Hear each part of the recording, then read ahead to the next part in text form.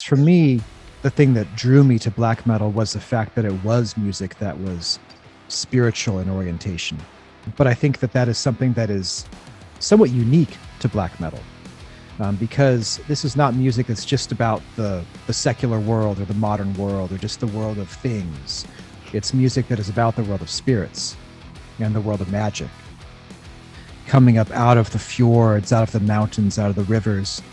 And we realized that we could take this approach and apply it to our own lives and listen to our landscape, listen to our mountains, our rivers. What are their songs? How can they inspire us? And that's the path of music that we've been journeying on ever since. The forests and the mountains are so important to us, and they are our inspiration. And we live in a very beautiful place between two great mountain ranges. To the west are the Olympic Mountains, and to the east are the Cascade Mountains. And we live at the southern tip of the Salish Sea, the salt water that will eventually flow out to the Pacific. And for me, it's not about, in black metal, sometimes it's about destroying everything or destroying the universe. I don't want to destroy the mountains. I want to be healed by the mountains. I want to live in respectful relationship with the mountains the way that my ancestors did. So mythology is the dream of a culture. So Celtic mythology is the shared dream of the people who are living in those lands in Ireland or parts of the UK or northern parts of France. And Ceranos, this god, is an aspect that rose up out of nature and was part of a shared dream, a shared set of stories.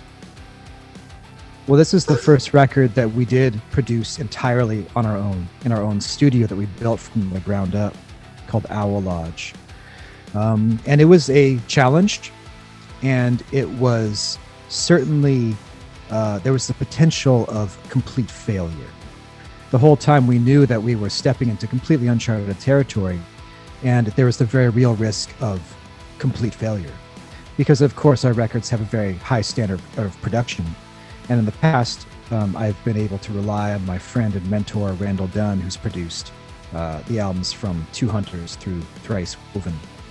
And this time we were all on our own. And it was invigorating, exhilarating, terrifying at times to not have a safety net, to not have someone else in the room that we could turn to and say, hey, how do we get out of this jam? How do we solve this, technical problem of recording? How do we get out of this creative block? How do we solve this conflict we're having creatively between the members of the band? This record does feel the most personal because there's nothing on the record that's not from us. Everything that you hear was placed there with great intention by myself, Nathan, and Cody. And so it's a very pure distillation of what is in our minds. Well, we've always known that we wanted to have our own recording studio. Because for us, the music is channeling energy of the forests.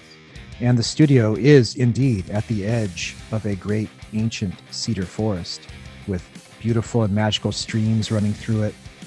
And if you walk down the forest path, you'll find yourself at the green, milky, jade-colored salt water, which is our home waters.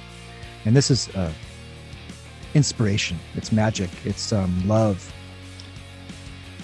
Let's break it down. So primordial, this word is ancient. It means the source of all things, the oldest thing, the first thing. And arcana, of course, refers to wisdom, knowledge, perhaps occult knowledge, hidden knowledge, the knowledge that is gained through suffering and a deep inner journeying. I see a big shift in the black metal scene. It's established. In those early days, it was the vanguard of chaos and was pushing something completely new into the world, a completely new aesthetic, a completely new approach to heavy metal music. And now black metal is a thing.